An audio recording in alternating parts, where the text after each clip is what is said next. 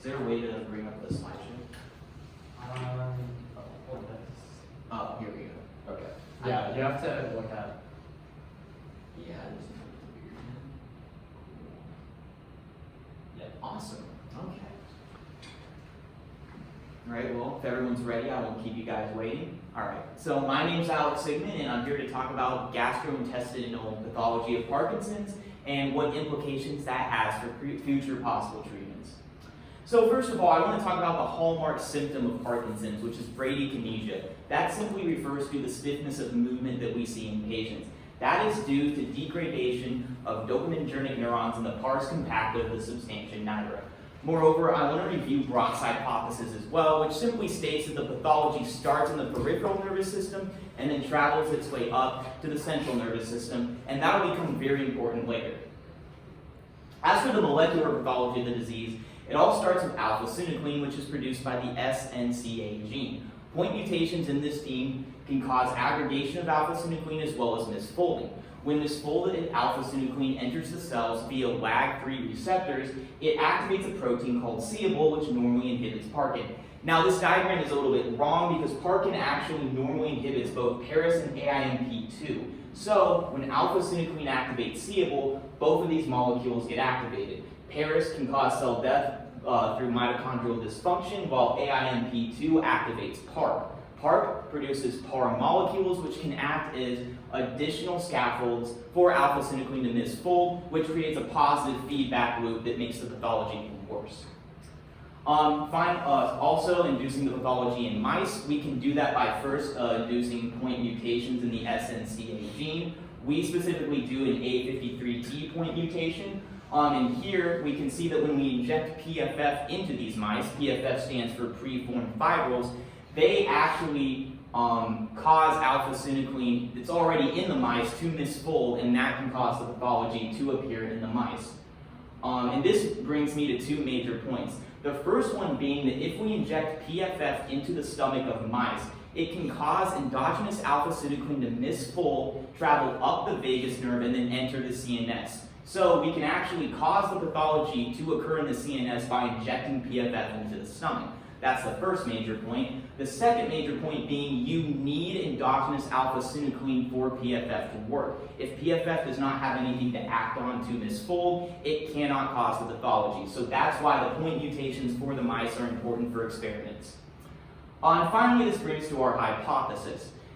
So we know that the pathology of Parkinson's can start in the stomach, and then alpha-synuclein can travel from the stomach to the central nervous system.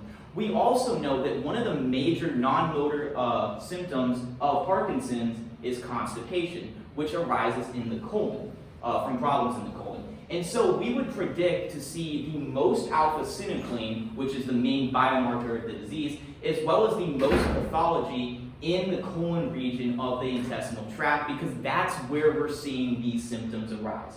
So in order to test this hypothesis, we first bred two lines of mice, one being the G2 line, which have the A53T mutation we brought up earlier, and the other one being the wild-type mice that don't have this mutation. We then inject the transgenic mice with PFF after stage 1, and then we can observe the progression of the disease throughout. As we can see, there's a pre-symptomatic stage, an early symptomatic stage, and a late symptomatic stage. And when they get to the late symptomatic stage, we kill them off because they would die anyways, and we want to reduce the suffering of the mice.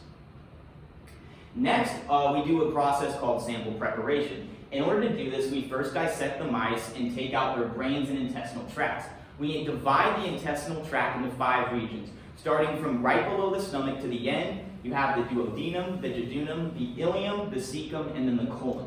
We then pulverize these gut and brain samples by putting them on dry ice and using a mortar and pestle to ground them into a fine dust. We then homogenize them and fracture them into either insoluble or soluble lysis buffer solutions, and then we perform a BCA assay analysis. Now, the way a BCA analysis works is you use a temperature-dependent reaction to bind BCA to the protein we have in our samples.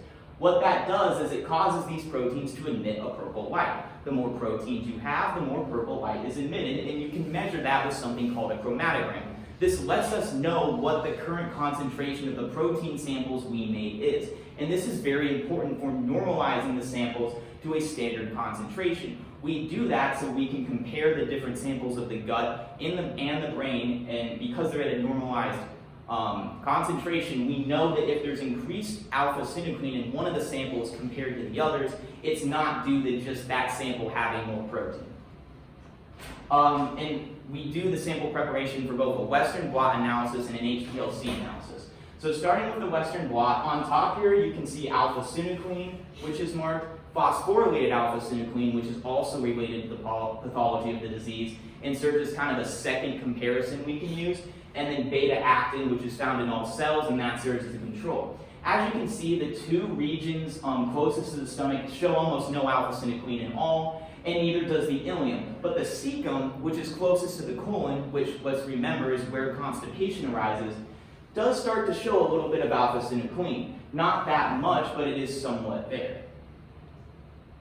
But when we look at the colon, we see a lot more of it. And to the right, you can see quantifications of both phosphorylated alpha-synuclein and alpha-synuclein. And as you can see, it is major right here in the colon, and you can somewhat see it in the cecum, but the colon is where it's most prevalent. As for HPLC, that just stands for high performance liquid chromatography. We use that to measure the absorption spectra of different neurotransmitters in the myenteric complex. The myenteric complex being the neurons that innervate the gut. And so when we did that on both the cecum and the colon, we see something very interesting, and that's that serotonin, which is 5-HT, and its metabolite don't really decrease in the cecum. However, they decrease massively in the colon. Now this is very important because serotonin is the most common neurotransmitter in the myenteric complex. Fun fact, 90% of your serotonin is located in the gut. And so the fact that we don't really see a loss of serotonin in the cecum kind of lets us know that there's not really a major loss of neurons in that location. And so one thing that I concluded from that is that the seable we saw in the cecum earlier probably is not actually localized to the cecum, but that's more so due to human error and the fact that there's no fine line that divides the cecum and the colon. So when we divide those ourselves, it's perfectly possible that some colon ends up in our cecum samples, and so you see a little bit of that seeable in the Western blot analysis. But this really drives home the point that the pathology is really most prominent in the colon where constipation arises, because you see that massive drop in serotonin and its metabolite. Finally, we did an immunohistochemistry analysis. The top is simply a Nissl stain, which stains for the ER in live cells. As you can see in the PFF lines, there is substantial loss of substantia nigra neurons, and that just follows from what we predict with the pathology of the disease. Moreover, this just shows you what the myenteric complex looks like. It looks like these fibrous tracts, and that relates to this next picture. We can see all these different stains. Most of these just serve as controls, but the real one that is very important for us to look at is alpha-synuclein. We see a massive amount of alpha-synuclein in the myenteric neurons of the G2 transgenic mice, and that just supports the hypothesis that this pathology is really prominent in the colon because these were taken from the myenteric plexus near the colon. This is just the summary of the results. Pretty simple, but what I really want to drive home is the implication this has for future treatments of c-Abl inhibitors. So the lab that I work at, which is the Ted Dawson lab, is really trying not to target alpha-synuclein in the pathology of this disease, but rather c-Abl. Because if you target and can inhibit c-Abl, that then allows Parkin to suppress both Paris and AIMP2, and in theory, you shouldn't see any neuronal loss when you do that. Well, if you're using a drug inhibitor of c-Abl and you're giving that to patients, it's really important that you're inhibiting c-Abl where it's actually being activated, right? So the fact that we can localize this disease and the pathology to a specific part of the stomach where it originates, that really can help for possible treatments in the future on where we would want to target these c-Abl inhibitors if that ended up becoming an effective method of treatment. Moreover, the fact that we're seeing so much alpha-synuclein aggregation in the myenteric plexus near the colon, that shows us that this molecular pathology is absolutely occurring in both the intestinal tract as well as the brain. And because of that, c-Abl inhibitors might become an even more effective means in treatment for not only targeting neuronal loss in the CNS, but also possible neuronal loss in the peripheral system.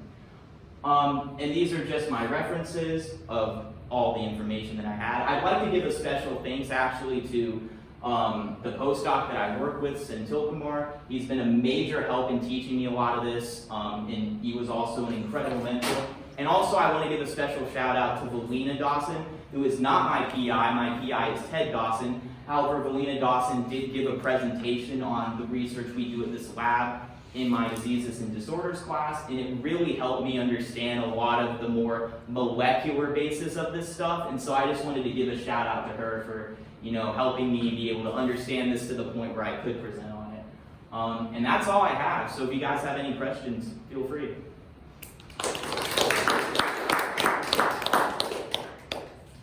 Okay, so I have a couple of questions. So one question is that obviously you mentioned that c-Abl is a therapeutic target and not alpha-synuclein, and I'm wondering why is it that you were targeting c-Abl rather than alpha-synuclein, which is actually upstream from that enzyme?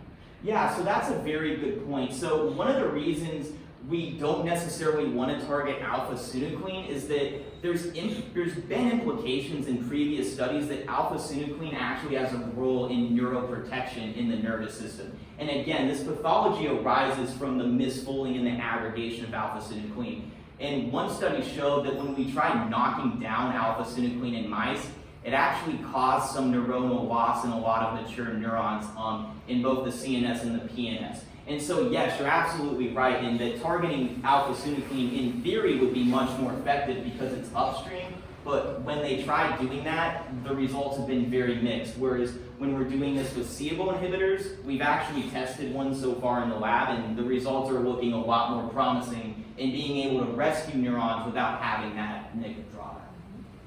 Second question is that I wasn't clear, because I know that you mentioned that alpha-synuclein travels to the CNS from the stomach or the gut, but I didn't know exactly how that actually happened. Do you know the mechanism for that transfer? Oh no, I can explain that a little bit better.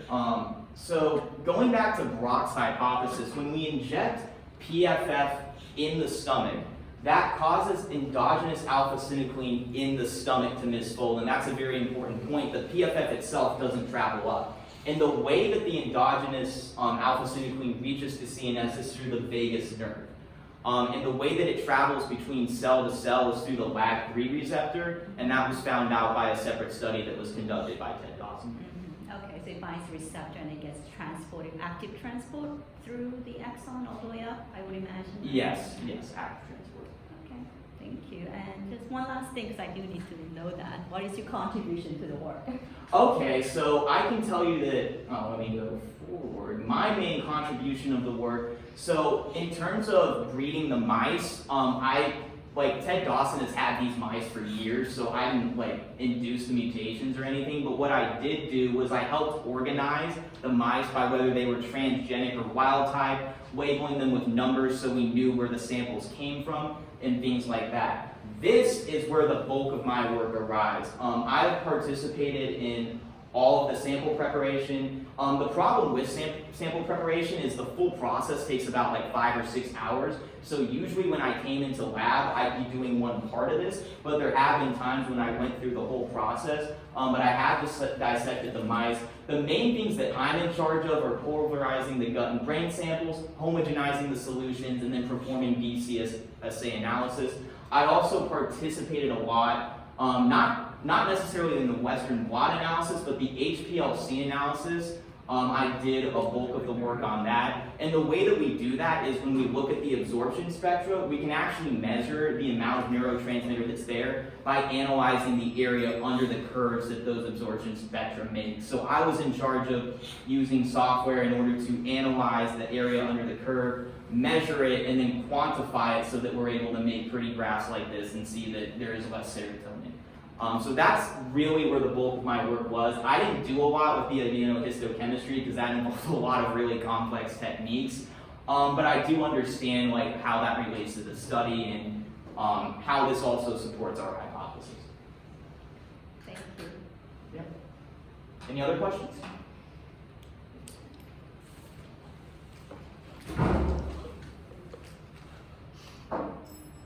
All right, well, if that's it. Thanks for listening to my presentation, and I hope you all enjoyed it.